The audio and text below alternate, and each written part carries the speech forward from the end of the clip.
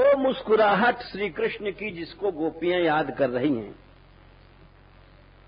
वो प्रहसितम है। शुद्ध प्रेम का विकास जिससे होता है। भगवान की मुस्कुराहट का वह वेदों में वर्णन आया, उनकी चितवन का आया,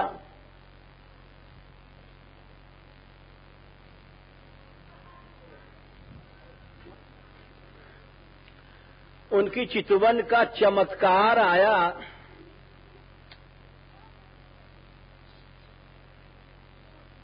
कि उस सर्वात्मा सर्वांतर्यामी प्रभु ने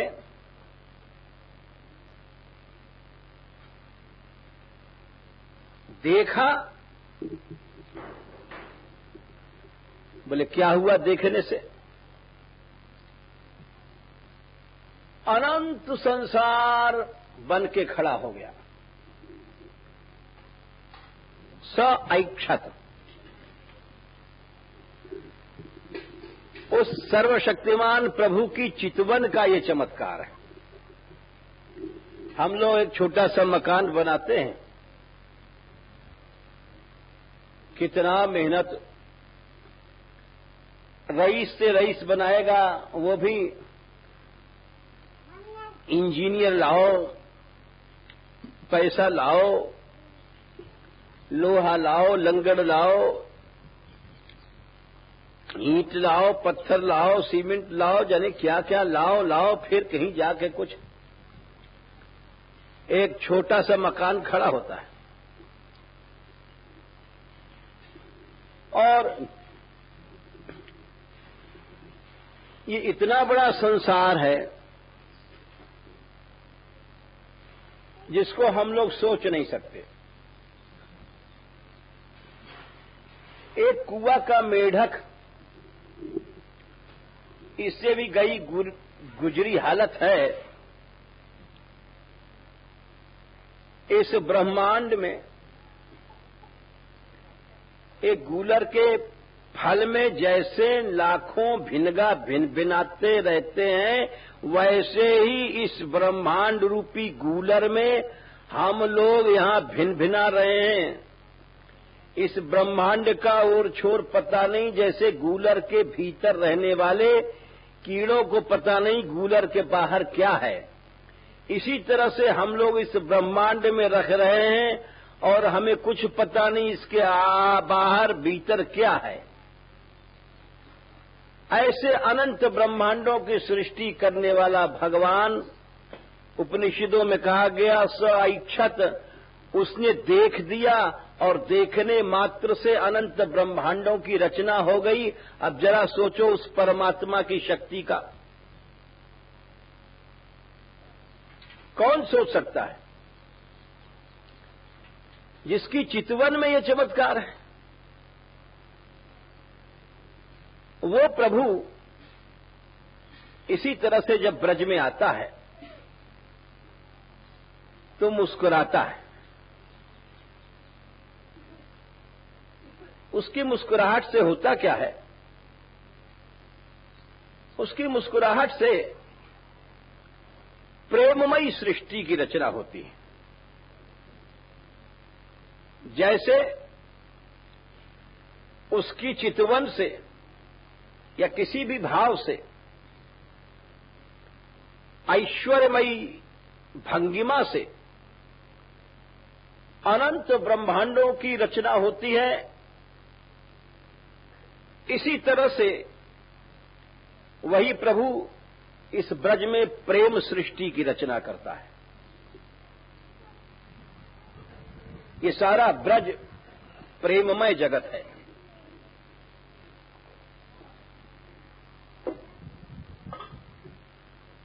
एक तरफ ऐश्वर्यमय सृष्टि अनंत, और ये प्रेममयी सृष्टि ये उससे भी दुर्लभ है। भगवान के अनंत शक्तियों में ऐश्वर्य और प्रेम, ये दो प्रधान हैं। वैसे तो भगवान की शक्तियों का निरूपण बहुत हुआ। सच्चिदानंद है, सत से संधनी, चित्त से संवित, आनंद से ह्लादनी, ऐसे बहुत से भेद विभेद किए गए। परंतु हम लोग अपने मोटी अकल से समझने के लिए ऐसा समझें कि भगवान की अनंत शक्तियों में और सब शक्तियां ऐश्वर्यमयी हैं और जिससे भगवान स्वयं आनंद लेते हैं, आनंद देते हैं, वो प्रेममयी सृष्टि है। और उस प्रेममयी सृष्टि का सर्वोत्कृष्ट स्थान ये ब्रज है, जहां हम लोग आज श्री जी कृपा से बैठे हुए हैं, जहां ब्रह्म एक ही व्यापार में रत रहता है, आनंद या रस का आदान प्रदान। तो सबसे पहले इस श्लोक में प्रहसित शब्द का अर्थ सनातन गोस्वामी इसलिए करते हैं, दो कारण हैं। एक तो स्वयं गोपियों ने जो 10वां श्लोक गाया, उसमें सबसे पहले मुस्कुराहट की ही चर्चा की गई। इस गीत का, 10वें गीत का जो पहला शब्द है प्रहसित, टीकाकार इस क्रम को नहीं देखा करते हैं। पिछले श्लोकों में आपने देखा, सबसे पहले वो महत्व की बात पकड़ते हैं। संस्कृत में अन्वय किया जाता है तो उसमें आगे पीछे ये सब नहीं देखा जाता। श्लोक में कवि ने कहीं भी कुछ वाक्य लिखा है, उसको टीकाकार अपने हिसाब से लगाता है। सनातन गोस्वामी जी ने भी सबसे पहले कृष्ण की मुस्कुराहट की ही चर्चा की और ये बताया, कल ये प्रसंग हो चुका है कि प्रहसितम से भाव है भगवान की शुद्ध प्रेममयी मुस्कुराहट। अच्छा, एक बात और आपको बता दें, हम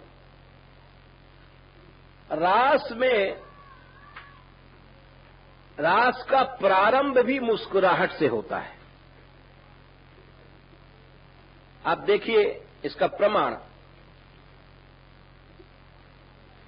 यो तो पहला श्लोक है, भगवान अपिता रात्रि ही, ये सभी जानते हैं।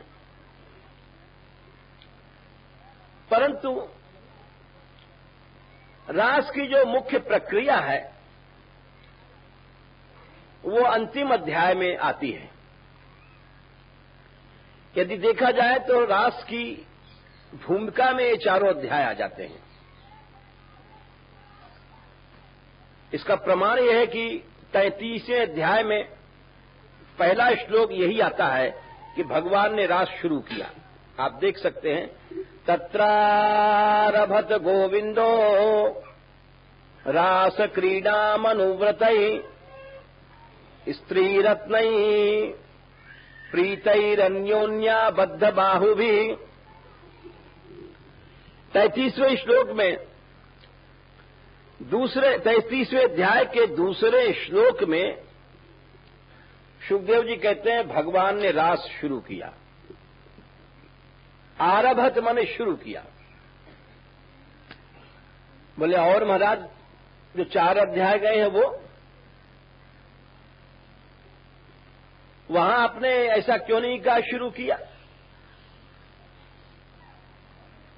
बोले देखो बात यह है, वो तो एक भूमिका थी। गोपियां आई, वंशी की धुनी, वंशी की टेर सुनी। वो वंशी जो प्रेम राज्य की रचना करती है, जिसको आचार्यों ने, गोस्वामी पादों ने उज्ज्वल नीलमणि आदि ग्रंथों में कृष्ण की बंशी को दूती कहा।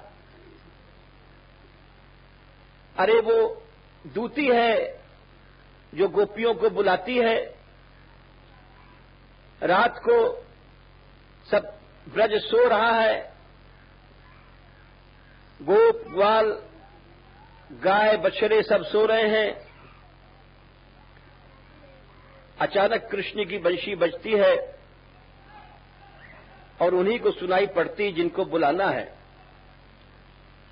ऐसी चतुर दूती है, सुनती हैं, निकल पड़ती हैं, इस तरह से जाती हैं। नंददास जी ने लिखा है, जैसे पिंजरे में से पक्षी निकल करके मुक्त आकाश में उड़ते हुए जाते हैं, बेरोक टोक गति से जाते हैं, उसी तरह से गोपियां निकल करके प्रेम की अबाध गति से दौड़ती हुई जा रही हैं। उदाहरण देते हैं, जैसे नदियां दौड़ती हुई समुद्र की ओर दौड़ती हैं, चलती हैं, प्रवाहित होती हैं, ऐसे इन गोपियों को कोई रोक नहीं सका। बहुत लोगों ने कोशिश किया था, वार्यमाणा अबला, अबला थी, रोकी गई। पितृभिर भ्रातृबंधु भी गोविंदा परितात्मानो नान्यवर्तंत मोहिता। यानी कितने रोकने वाले आए, पिता आए, माता आए, पति आए, बंधु आए, सारा संसार मिल गया रोकने के लिए। ता वार्यमाना पति भी पितृभिर भ्रातृबंधु भी, परंतु गोविंदापहृतात्मानो, जिनके चित्त को गोविंद ने चुरा लिया था, वो कैसे रुक सकती हैं?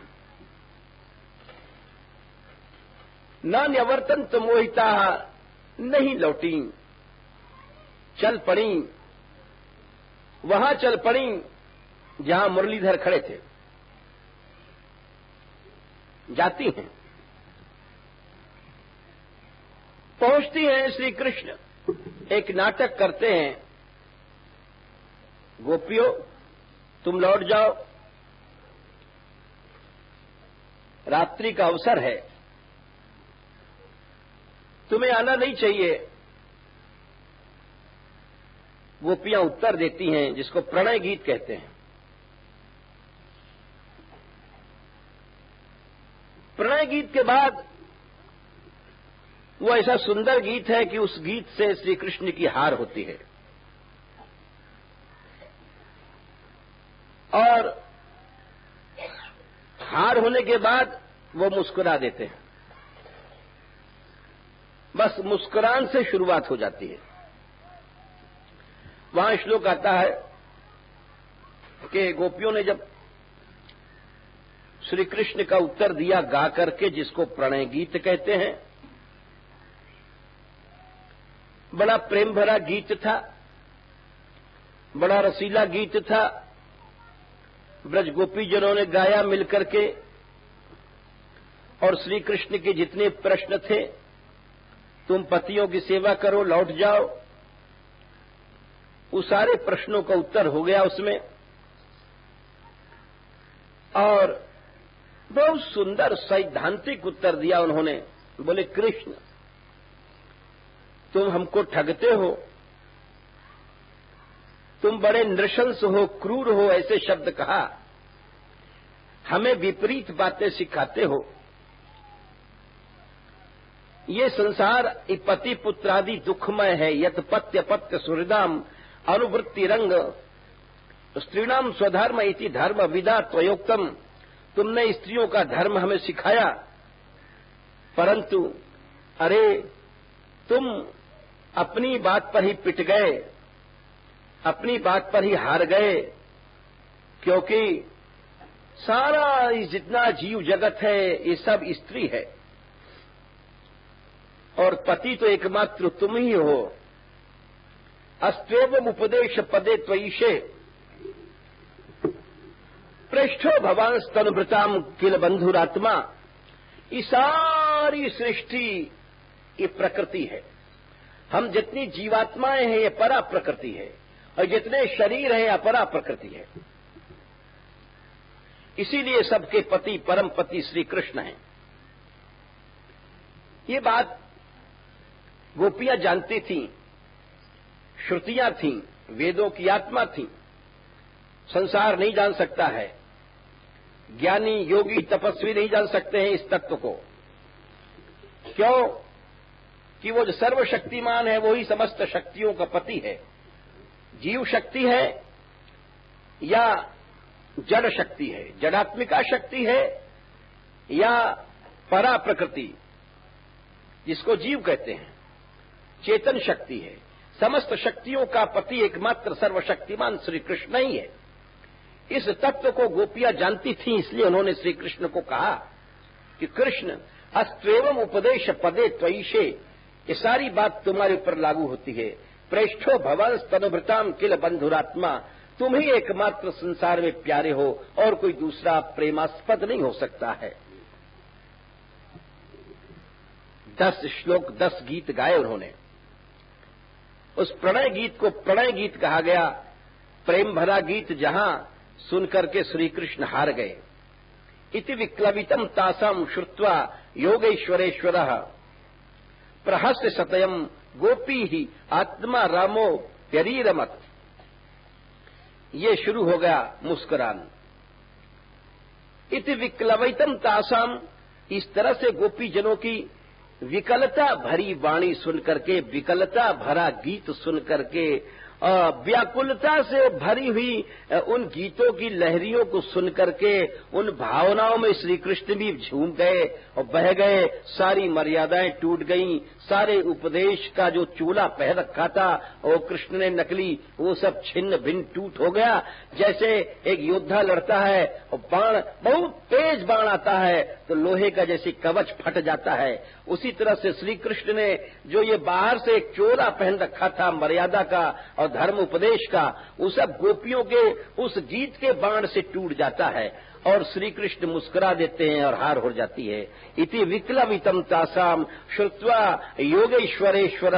बोले कौन हारा है? बोले योगेश्वरों के भी ईश्वर श्री कृष्ण हारे हैं। प्रहस्य, हंस गए। बात बिल्कुल सही है। प्रहस्य माने शुरू हो गई प्रेम लीला की मुस्कुराहट। सदयम, गोपी या गोपियों के साथ शुरू किया उन्होंने। ताभि समेता भी उदार चेष्टितः प्रिय क्षणोत्फुल्ल मुखी भी रच्युतः। देखा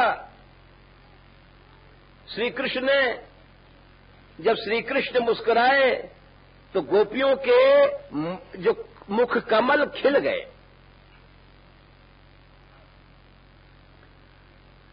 उत्फुल्ल मुखी भी, प्रिय क्षणोत्फुल्ल मुखी। बोले ऐसा क्यों हुआ? बोले ऐसा हुआ, अब तक गोपियों का मुख कमल खिला नहीं था। क्यों? कि अरे अरे क्या बोल रहे हैं, इन्होंने ही तो बुलाया बंशी में, अब क्या गड़बड़ सड़बड़ बोल रहे हैं। इसीलिए उस समय उनका मुख मुरझा गया था। कृत्वा मुखानि अवशुचः श्वसनेन शुष्यत् बिंबाधराणि चरणम्।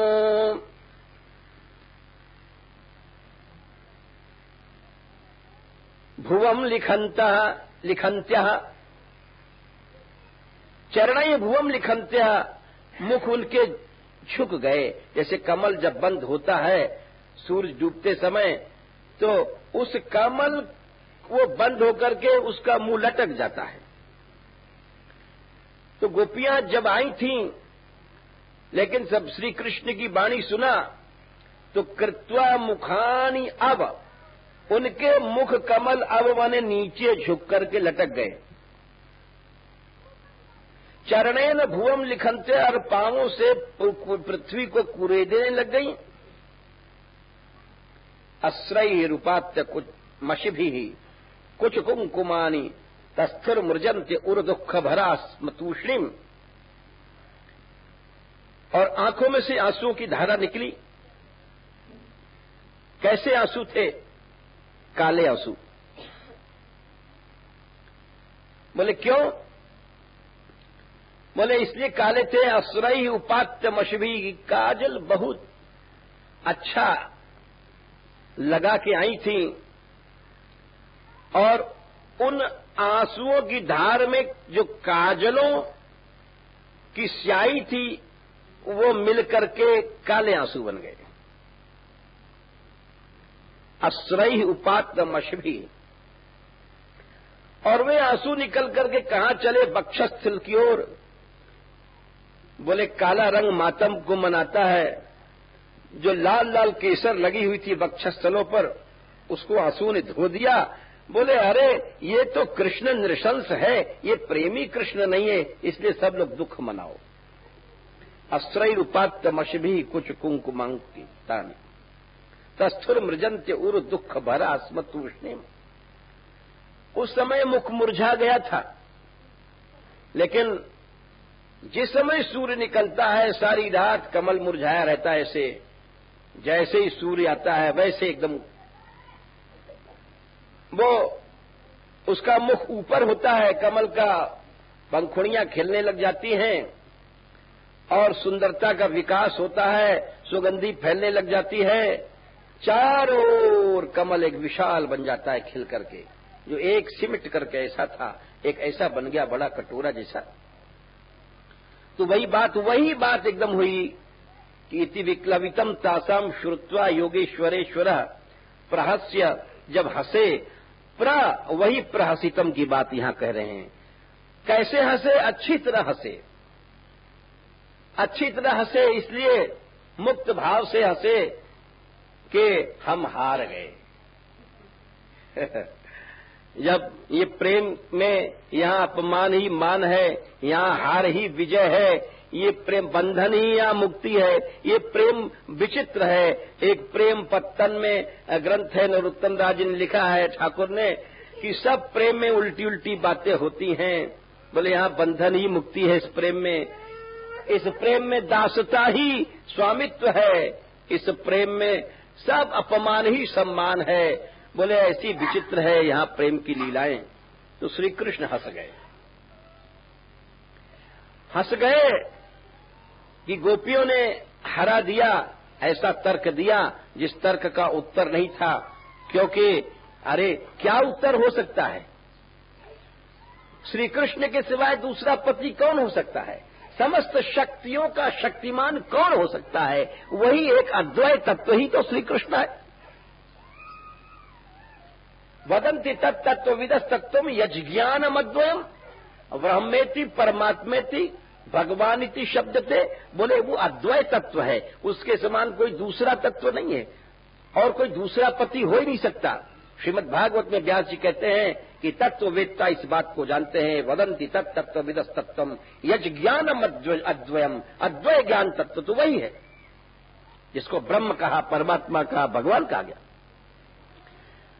तो ये ऐसा सत्य था कि जिसका कोई उत्तर नहीं था श्री कृष्ण के पास, इसलिए हार गए और हंसने लग गए। प्रहस्य। जब वो हंसे तो इधर इनके जो मुख कमल मुरझाए हुए थे वो एकदम से खिल गए। ताभि समेता भीरुदार चेष्टिता प्रिय क्षणोत्फुल्ल मुखी भी अच्युतः।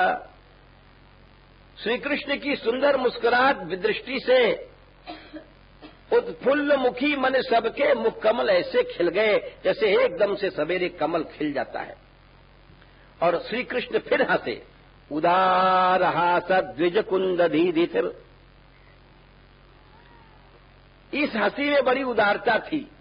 उदारता माने कि अब लूट लो, रस का समुद्र बह रहा है, इस रसो वैसा रसरूपी ब्रह्म को लूट लो।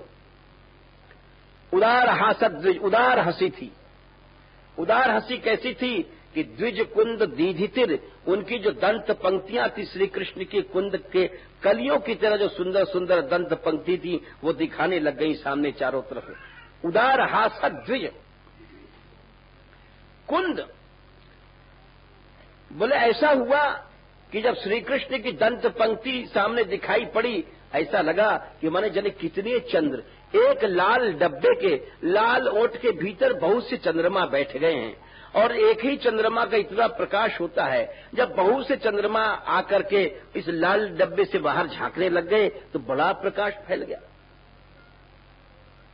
उदार हासद द्विज कुंद दीधितिर, दीधिति माने रोशनी फैल गई, प्रकाश फैल गया, इन प्रेम के साम्राज्य की रचना हो गई। वेरोचतयांग कैवोडभिर्वृतः, इस तरह से जैसे अनेक तारागणों के बीच में एक चंद्रमा होता है, इस तरह से श्री कृष्ण वहां पर शोभा को प्राप्त होने लगे। ये हमने एक मुस्कुराहट की बात बताई। दो वो भी मुस्कुराए, वो भी मुस्कुराई, रास शुरू हो गया।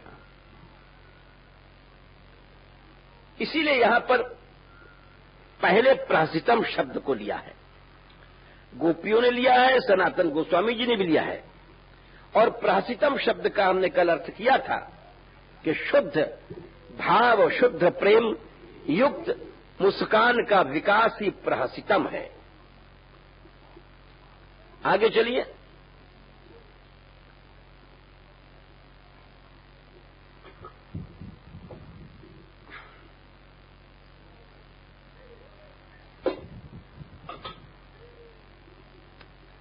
प्रेमणा वीक्षितम, अब दूसरा शब्द आता है। तो मुस्कुराते थे और वीक्षित माने देखते थे। वीक्षित शब्द आता है। वीक्षित माने ईक्ष माने देखना, विशेष रूप से देखना। एक तो सामान्य देखना होता है, एक सामान्य दृष्टि होती है। आप कहीं जा रहे हैं, सड़क पर से निकल गए, देखते हुए निकल गए, बहुत से लोग आ रहे हैं जा रहे हैं। किसी ने पूछा इधर से कितने आदमी गए थे? भाई कोई हम गिनते थोड़ी हैं, बहुत से लोग निकल गए। आप श्री जी के मंदिर चढ़ते हैं, किसी ने पूछा कितनी सीढ़ियां हैं, रोज जाते हो, रोज आते जाते हो? भाई पता नहीं कितनी है, कोई गिना थोड़ी। ये सामान्य देखना होता है। और वीक्षित विशेष देखना, एक एक बात को देखना। चतुर व्यक्ति जिधर से निकलेगा सारी बातें बता देगा, इतनी सीढ़ियां, ऐसा मंदिर, इतने खंबे। उसका देखना एक ऐसा होता है विशेषण ईक्षितम, कि वो सब कुछ देख लेता है। तो श्री कृष्ण का देखना भी ऐसा ही है।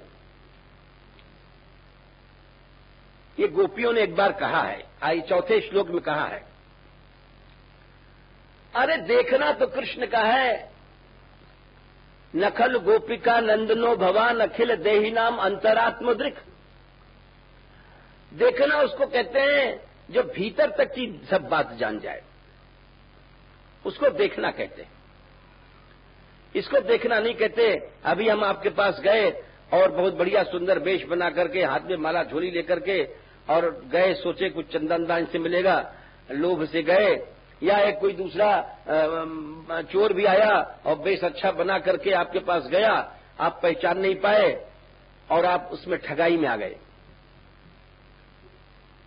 तो उसको देखना नहीं कहते। देखना उसको कहते हैं कि हृदय के सारे भावों को अच्छी तरह जो जान जाए, उसको देखना कहते हैं। इसको देखना नहीं कहते। आंख देखा, नाक देखा, कान देखा, बोले इसकी नाक बड़ी अच्छी है, आंख बहुत बढ़िया है, गाल बड़े अच्छे हैं, बड़े लंबे लंबे बाल हैं, इसको देखना नहीं कहते। देखना उसको कहते हैं कि हृदय के भीतर भाव संपत्ति क्या है, भाव क्या है, उसको देखना कहते हैं। अन्यथा हमारे जैसे लोग तो बाहर का चमड़े का रूप देखते हैं और उसी में बुद्धू बन जाते हैं। इसीलिए छठवें स्कंद में एक श्लोक आया था, शरद पद्मोत्सवम वक्त्रम वचश्च श्रवणामृतम हृदयम क्षुरधाराभम स्त्रीणाम को वेद चेष्टितम। अधिकतर मनुष्य स्त्रियों के मुख को देखता है, मूर्ख लोग तो मुख को देख के उल्लू बन जाते हैं। अरे भाई क्या बढ़िया बढ़िया नाक है, क्या बढ़िया बढ़िया गाल है, आंख है, बोले इसी को देख करके लोग उल्लू बन जाते हैं। शरद पद्मोत्सवम वक्त्रम, उनको पकड़ को लाओ। किसको? जो विमुख हैं, श्री कृष्ण से विमुख हैं। तान आनयध्वम, उनको पकड़ के ला लाओ, चाहे वो भले राजा हैं या कोई भी हैं। तान आनध्यम असतो विमुखान मुकुंद पादार अविंद मकरंद रसाद, बोले किससे विमुख हैं? मुकुंद माने भगवान श्री कृष्ण के चरण कमल का जो रस है, मुकुंद पादारविंद मकरंद रसाद, उस रस से अजस्त्र जो बिल्कुल नहीं जानते हैं, सारे जीवन इसी में लगे रहे। हाय पैसा, हाय भोग, हाय पैसा, हाय भोग, हाय कुटुंब, हाय परिवार, उनको पकड़ लो। यहां जिन श्री कृष्ण भगवान के चरणरज को निष्किंचनई परम रहंस कुलई रसक गई। अरे बड़े बड़े निष्किंचन होकर के बड़े बड़े राज्य को छोड़ करके भगवान की शरण में जाते हैं, और परमहंस लोग भी जिन भगवान के निरंतर चरणों की सेवा करते हैं, उन भगवान के चरण रस को छोड़ करके जो गृह निरय वर्तमानी, ये नरक का रास्ता घर है, इसमें जिनकी तृष्णा बंधी हुई है, 24 घंटा किसी तृष्णा मर रहे हैं, जिनको एक क्षण भी अवकाश नहीं है कि भगवान की शरण में चले, उनको यहां लाओ पकड़ करके। जिह्वान भक्ति भगवत गुणनामधेयं चेतश्च न स्मरति तच्चरणारविन्दम् कृष्णाय नो नमति यच्छिरे कदापि तानानयध्वमसितो कृत विष्णुकृत्यान्। हे दूतो, तुम उनको पकड़ के लाओ उस मृत्युलोक में जिनकी जीभ भगवान का नाम नहीं लेती है, जो केवल माया की तृष्णा में लग रहे हैं, धन संपत्ति भोग, और इसके पीछे भगवान का नाम नहीं लेते हैं। जाओ उनको पकड़ लाओ। जिह्वा भक्ति भगवद गुण नाम धेयम, और उनको लाओ। चेतश्च न स्मरति तच्चरणारविंदम्, जिनका चित्त भगवान के चरणों को याद नहीं करता है। कृष्णाय नो नमति यच्छिर एकदापि, जिनका सिर भगवान के आगे नहीं झुकता, भगवान के भक्तों के आगे नहीं झुकता, उनको पकड़ लो यहां। उनके लिए यमराज कहते हैं हमारी पुरी है, यातना, दंड और घोर कष्ट में पुरी है, इस पुरी में डाल दो। सारी ऐश निकल जाती है। जो सिर नहीं झुकाते भगवान के सामने, भगवान के भक्त संतों के सामने सिर नहीं झुकाते, उनको यहां डाल दो। कृष्णाय नो नमति यच्छिर एकदापि तान आनयध्वमसतो कृत विष्णु कृत्यान, जिन्होंने भगवत भजन नहीं किया। तो इसीलिए हम बता रहे थे कि भगवान के नाम कीर्तन में जिनको प्रेम होता है, वो भगवान के लिए रोते हैं, गाते हैं, नाचते हैं, चीखते हैं, चिल्लाते हैं, बुलाते हैं, भगवान को टेरते हैं, पुकारते हैं, हंसते हैं। यानी हम मुस्कुराहट की बात चला रहे थे कि मुस्कुराहट चाहे वात्सल्य रस हो, चाहे श्रृंगार रस हो, जहां भी हो मुस्कुराहट से ही शुरू होती है। चाहे साधक भी है, वो भी अगर भगवान के नाम कीर्तन में प्रेम है तो वो भी मुस्कुराता है, हाँ हमारे प्रभु का नाम है, और इस विश्वास से चलता है कि ये मंगल है। सनातन गोस्वामी जी एक बात कहते हैं, यहां पर एक बड़ी अच्छी बात कहते हैं कि देखो भाई, इस मंगल का तदेव मंगलम अस्माकम आशालंबनादि हेतृत्वात् सर्वापेक्षया, इस मंगल शब्द को सनातन गोस्वामी जी कहते हैं कि हर चीज से जोड़ दो। भगवान का ध्यान भी मंगल है, भगवान की चितवन भी मंगल है, भगवान की मुस्कुराहट भी मंगल है, और साधक पक्ष में भगवान की सेवा, भगवान की भक्ति सब मंगल है, और सब अमंगल है, और सब दंगल है।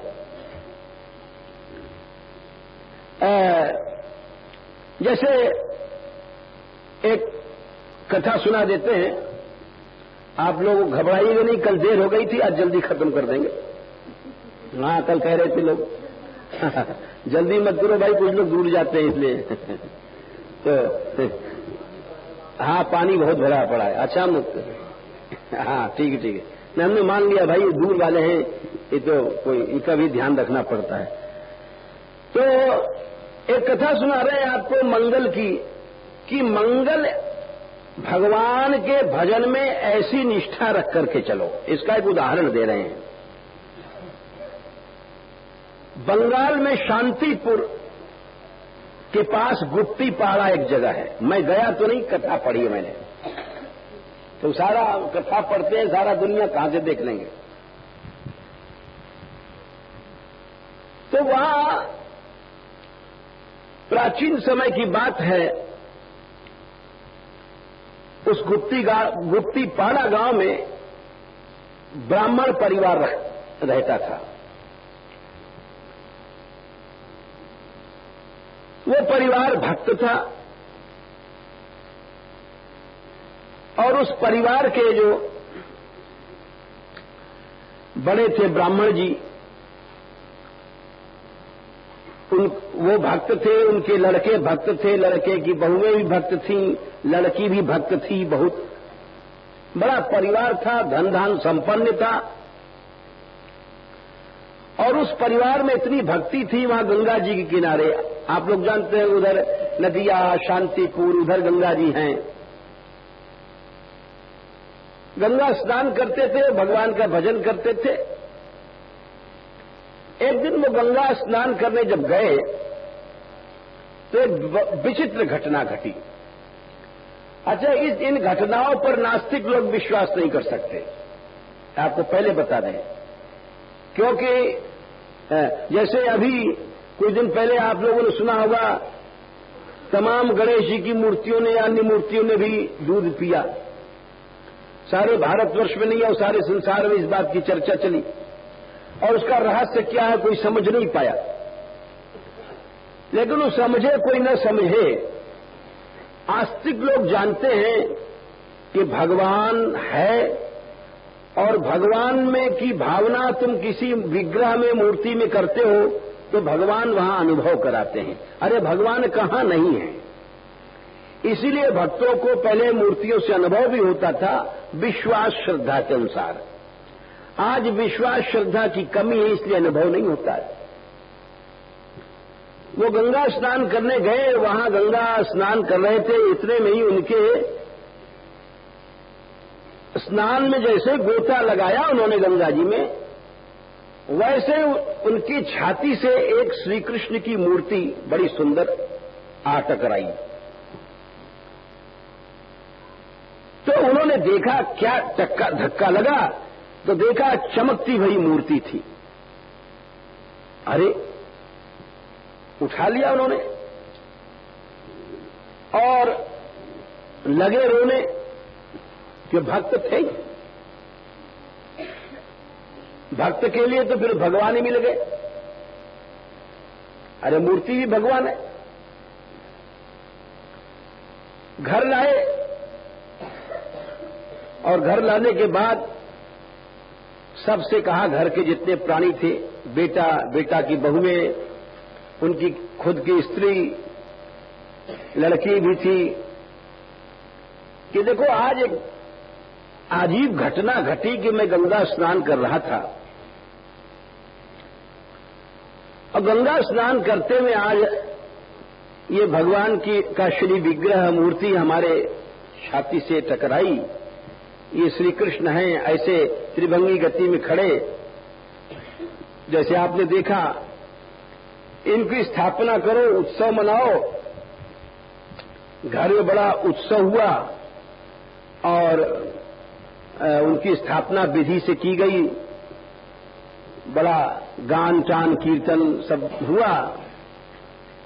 लेकिन एक बड़ी विचित्र बात ये भई कि रात को उनको सपना आया।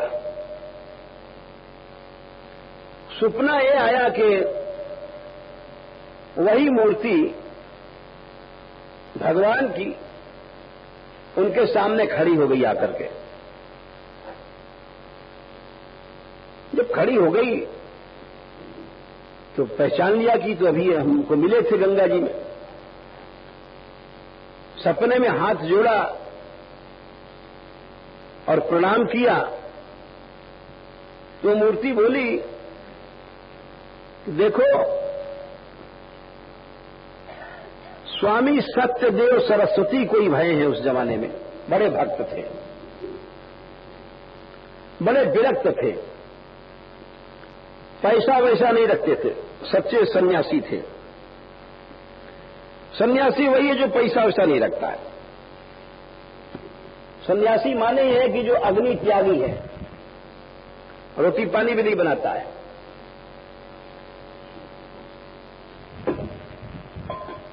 भगवान ने कहा है ना निरग्निर न चाक्रिय, छठवें अध्याय में अग्नि नहीं छूता। ये नहीं कि रोटी मांग रहा है घर में साग बनाने लग गए, चाय बनाने लग गए, ये सब गड़बड़ मामला है। भिक्षा शुद्ध भिक्षा तो वो है जो मिल गया उसी को खा लेना और फिर कुछ संग्रह नहीं करना है, और तो इंद्रिय लोलुपता है। सच्ची बात बता रहे हैं जो भिक्षा का नियम है, और जिससे फल मिलता है, जिससे कुछ चमत्कार होता है। बिना साधन के सिद्धि नहीं आती है, कठोर साधन। तो वो सत्यदेव सरस्वती बड़े त्यागी महात्मा थे, पैसा वैसा नहीं रखते थे और पूर्ण विरक्त थे, भगवान के भक्त थे। तो मूर्ति ने कहा उन ब्राह्मण देवता से कि देखो तुम हमको स्वामी सत्यदेव सरस्वती के पास पहुंचाया ना, मैं अब विरक्तों की सेवा लूंगा, गृहस्थ की सेवा नहीं लूंगा। सच बात है, भगवान निष्किंचन की सेवा से बड़े खुश रहते हैं। कुछ नहीं है, एक लोटा पानी या तुलसी दल चढ़ा दो, भगवान खुश हो जाएंगे। निष्किंचन होकर के सेवा करो, उस सेवा से भगवान बड़े खुश होते हैं। हम लोग समझते हैं भगवान खाली चट्टू हैं, खूब बढ़िया बढ़िया भोग लगाओ। नहीं, भगवान भाव भोगी है। भगवान वस्तु भोगी नहीं है, भगवान भाव भोगी है। हृदय में भाव चाहिए, भाव पहले होना चाहिए। तो उन्होंने कहा कि हम अब सत्यदेव सरस्वती से सेवा लेंगे, तुम पहुंचा दो। नहीं, तुम नहीं पहुंचाओगे तो तुम्हारा अनिष्ट होगा। भगवान ने सावधान किया। अनिष्ट माने नुकसान, मोटी हिंदी में समझ लीजिए, नाश होगा। ये सुनकर के मूर्ति ने जब ये बात कही तो उन्होंने नींद खुल गई, घर में गए। जो भक्त होते हैं वे दीवाने होते हैं। भगवान की प्राप्ति खेल नहीं है। अरे दुनिया में भी 2-4 लाख रुपए कमाना खेल नहीं, बड़ी मेहनत से पैसा इकट्ठा होता है भाई। और जो सारे ब्रह्मांड का नायक भगवान है, उससे मिलना कोई खेल तो नहीं है। तो घर में जाके उन्होंने कहा कि आज ऐसा हमको स्वप्न आया है। लड़के की बहुएं सभी थे वहां पर। लेकिन एक बात है कि भगवान ने यह भी कहा है कि अगर तुम नहीं पहुंचाओगे तो तुम अनिष्ट होगा, तुम्हारा नाश होगा। क्यों मैं उनसे सेवा लेना चाहता हूं। अब देखिए यहां टकराव हो गया भगवान के भक्त का। तो घर के लड़के बोले, पिताजी आप क्या चाहते हो? बोले हम तो चाहते हैं कि अब नाश ही देखा जाए।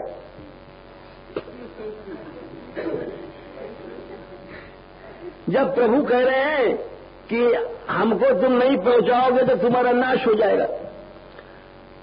वो सच्चे भक्त थे, बड़े दीवाने थे। दीवानों की अलग दुनिया होती है, वे तो मरे मिटे होते हैं, उनको तो मरने की परवाह होती नहीं है। जो सच्चा दीवाना है उसकी बात कह रहे हैं। नकली तो बहुत से अपन जैसे घूमते हैं। मनमोहन से है प्यार जिसे, उसे गाली की परवाह नहीं। जो युद्ध क्षेत्र में शूर खड़ा, उसे मरने की परवाह नहीं। शूर कौन है? जो मरने से नहीं डरता है।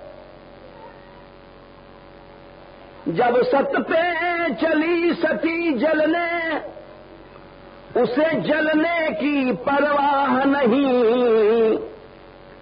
और जो विरह बाण से मर ही चुके, उन्हें मरने की परवाह नहीं।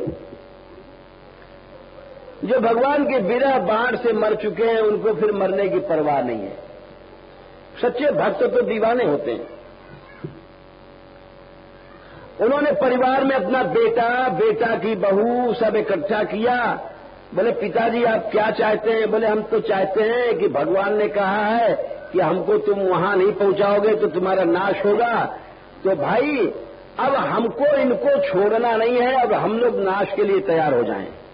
सब परिवार बोला ठीक है पिताजी, ठीक है जो आप कहते हो। अजीब अजीब भक्त हुए दुनिया में भाई, बड़े विचित्र विचित्र भक्त हुए हैं। बोले ठीक है तैयार हो? बोले तैयार है। अब साहब उन्होंने नहीं पहुंचाया ठाकुर जी को। सेवा शुश्रूषा करते रहे, भोग लगाना, नहलाना, घंटी वंटी सब बजाते रहे। 10 दिन बाद क्या हुआ कि बड़ा लड़का मर गया। सबसे पहले शुरुआत हो गया नाश का। और सारा परिवार जानता था और सबने कमर कस ली थी। गए अपना फूंक फांक करके आए। बोले कहो भाई? बोले पिताजी ठीक है आप जो कुछ कह रहे हो तो हम तो तैयार है हम लोग। बोले ठीक है पहुंचाना नहीं है? बोले पहुंचाना नहीं है। बोले पहुंचाओ मत, खुद ही पहुंचना है हम लोगों को वहां।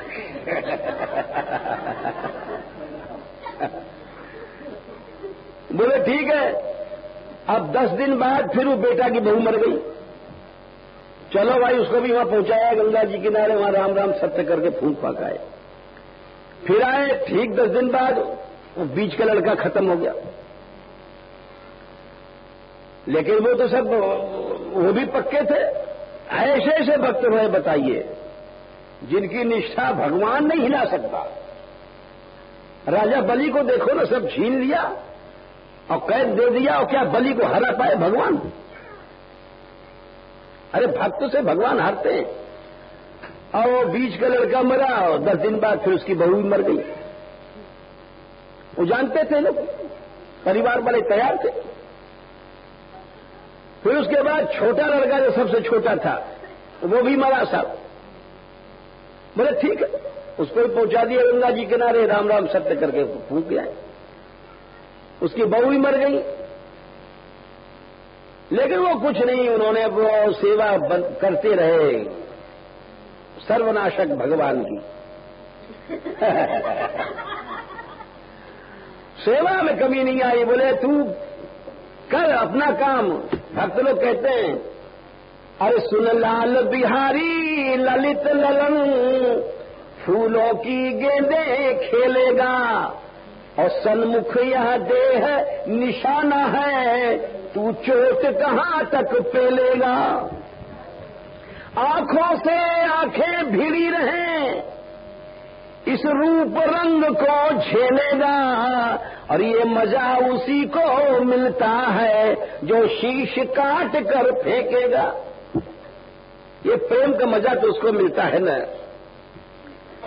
अब वो भी खत्म, मतलब सब बेटा बेटी खत्म हो गए। अब 10 दिन बाद पंडितानी खत्म हो गई। बुढ़िया के सामने बेटा बेटी मरे, लेकिन वो बड़ी पक्की थी साहब। क्या परिवार रहा होगा हम सोचते होंगे।